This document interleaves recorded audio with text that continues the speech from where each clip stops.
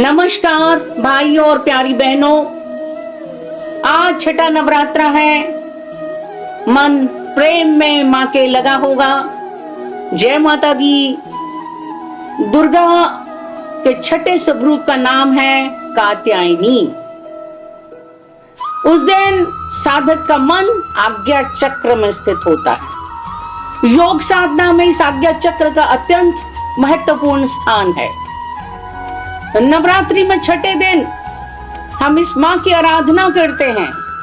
कात्य गोत्र में विश्व प्रसिद्ध महर्षि कात्यायन ने भगवती परम्बा की उपासना की। बहुत कठिन तप किया क्योंकि उनकी इच्छा थी कि मां उनके पुत्री रूप में आए। मां भगवती ने उनके घर पुत्री के रूप में जन्म लिया, इसीलिए इनका नाम पड़ा कात्यायनी। इनका गुण शोध कार्य है, इसीलिए इस वैज्ञानिक युग में कात्यायनी का महत्व बहुत बढ़ जाता है। इनकी कृपा से ही सारे कार्य पूरे हो जाते हैं। ये वैद्यनाथ नामक स्थान पर प्रकट होकर पूजी गई।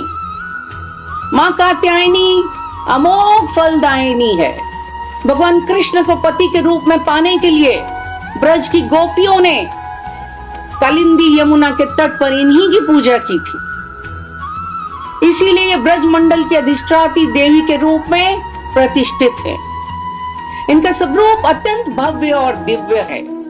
ये स्वर्ण के समान चमकीली हैं। इनकी 4 भुजाएं हैं। दाईं तरफ का ऊपर वाला हाथ अभय मुद्रा में है तथा नीचे वाला हाथ वर मुद्रा में है। मां के बाईं तरफ के ऊपर वाले हाथ में तलवार है और नीचे वाले हाथ में कमल का फूल सुशोभित है। इनका वाहन शेर है। इनकी उपासना और आराधना से भक्तों को बहुत आसानी से हमारे 4 जो फल चाहिए हमें जीवन में, धर्म, अर्थ, काम और मोक्ष, बहुत आसानी से मिल जाती। भक्तों के रोग, शोक, संताप, भय नष्ट हो जाते हैं। जन्मों के समस्त पाप नष्ट हो जाते हैं। इसलिए कहा जाता है कि कात्यायनी की उपासना करने से परम पद की प्राप्ति होती है। देवी कात्यायनी को आयुर्वेद में कई नामों से जाना जाता है। अंबा, अंबालिका, अंबिका। इन्हें मोइया भी कहते हैं। ये औषधि कफ, पित्त, गले के रोगों का नाश करती है। इनका पसंदीदा रंग है लाल। हम माता को वैसे ही लाल वस्त्र पहनाते हैं। मां प्रसन्न हो आप सब पर कृपा करें। इसी शुभकामनाओं के साथ आप सबको जय माता दी।